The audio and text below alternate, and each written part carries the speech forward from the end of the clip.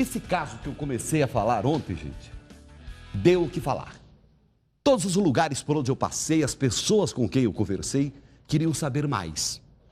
Porque parece algo tirado de um filme, daqueles filmes de terror, daqueles filmes que mexem com o emocional da gente, aqueles filmes que a gente fica transtornado quando assiste.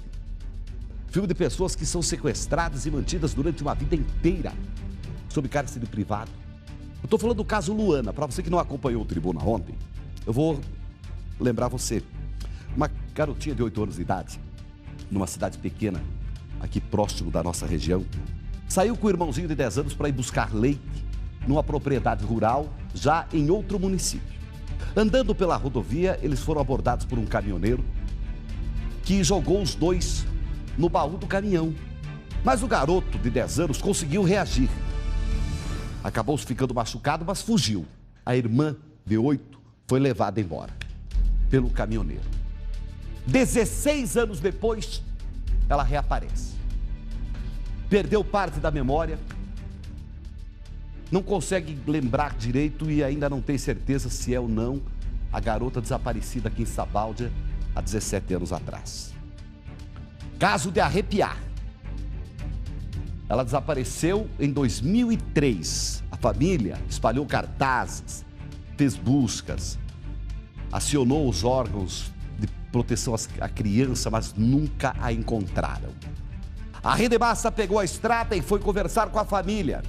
Família que mora num município próximo aqui em Sabáudia.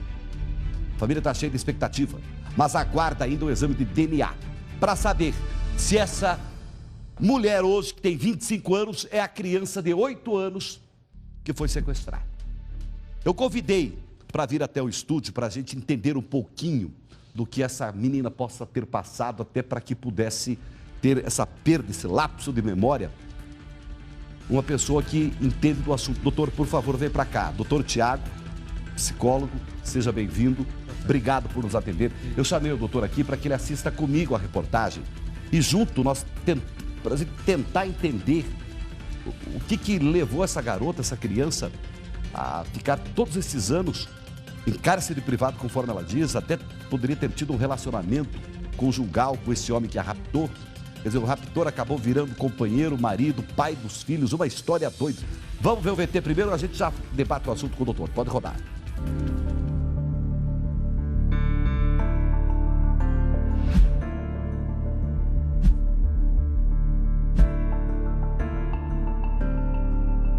As únicas imagens que a mãe tinha de Luana eram as fotos divulgadas pelo Sicredi e as que ficaram na lembrança.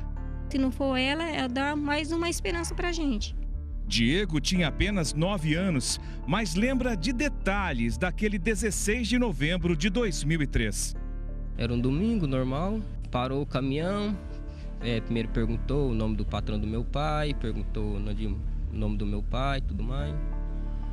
Aí eu falei, aí depois ele falou, tem uns cobertores ali, né? Vocês não gostariam de pegar? Uma pessoa normal, né? Jamais. Chamou vocês com um presente. Ele queria dar um cobertor para cada um e vocês aceitaram. Aceitamos. Entrou no caminhão baú. Entrou no caminhão baú, onde ele fechou. Na hora que ele fechou, aconteceu o desespero.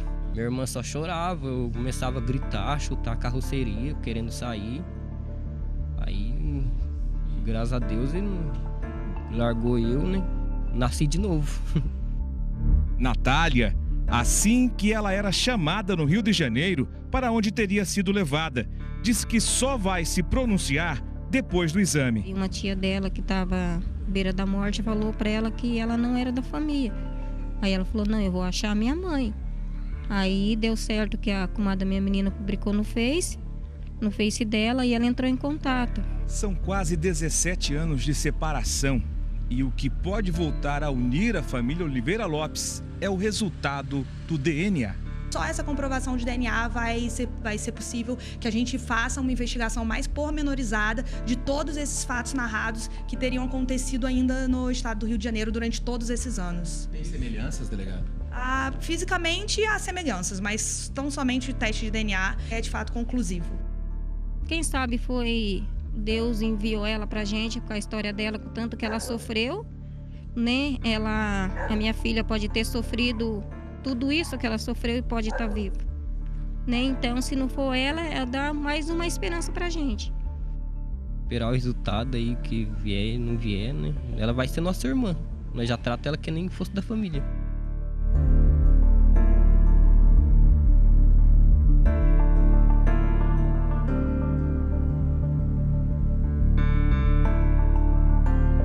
Obrigado à família que me acompanha em Sabaldi. A gente está na torcida para que realmente seja a filha dessa mãe que busca há 16 anos notícia da filha desaparecida.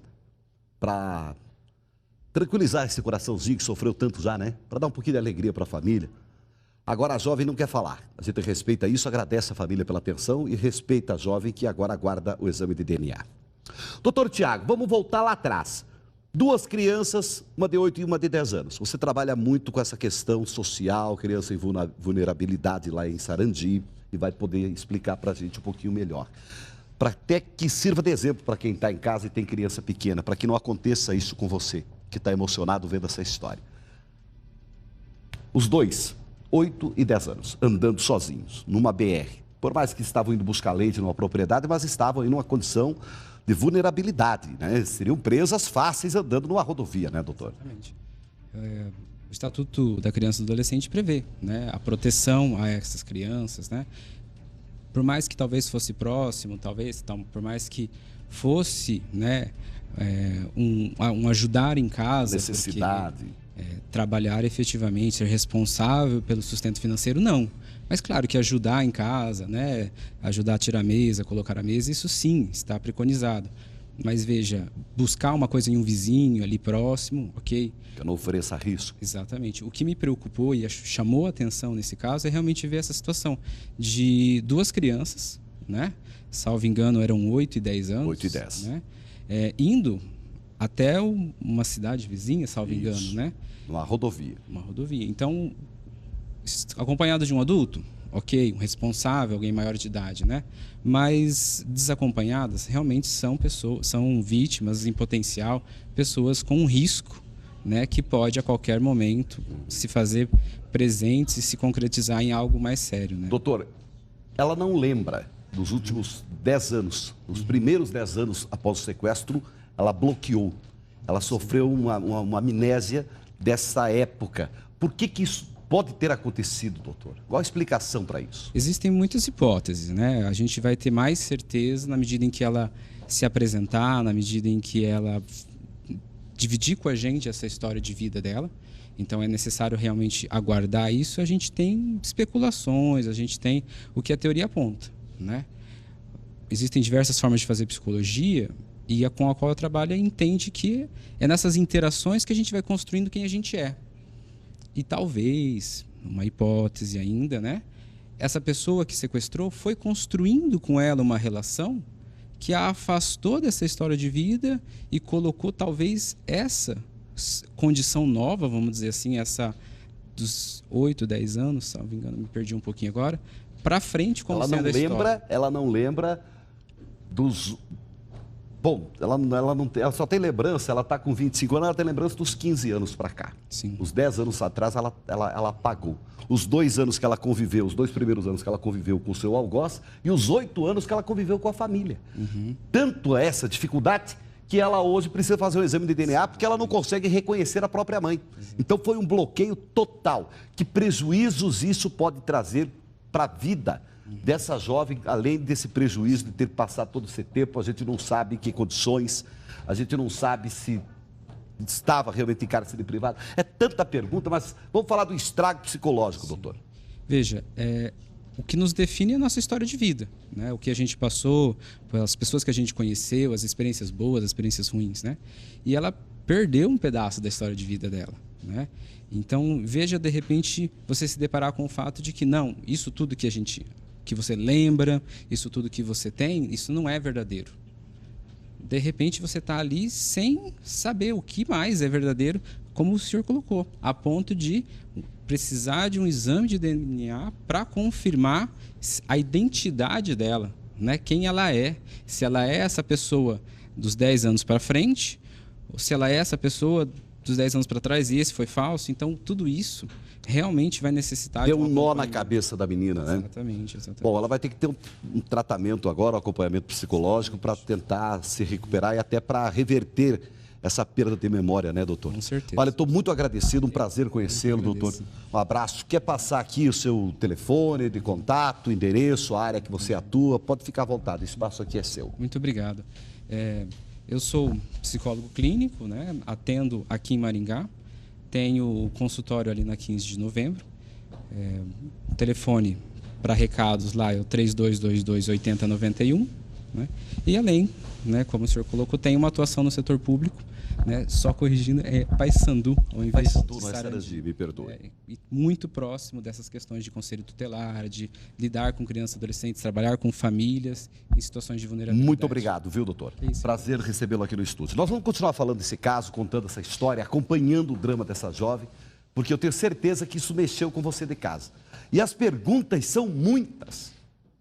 Como que alguém aparece com uma criança de 8 anos e diz, ganhei essa criança, a família me deu. E os familiares, os parentes, os conhecidos não acham isso estranho. Como que se mantém alguém de 16 anos, uma nova identidade? E outro detalhe, só depois que esse caminhoneiro morreu, agora que a tia, suposta tia irmã do caminhoneiro sequestrador, também no leito de morte, contou para a jovem que ela tinha sido sequestrada, e aí ela começou a busca pela internet, através de crianças desaparecidas naquela época, naquela região, e chegou até essa família. Então são muitas perguntas ainda sem resposta que a gente vai continuar acompanhando.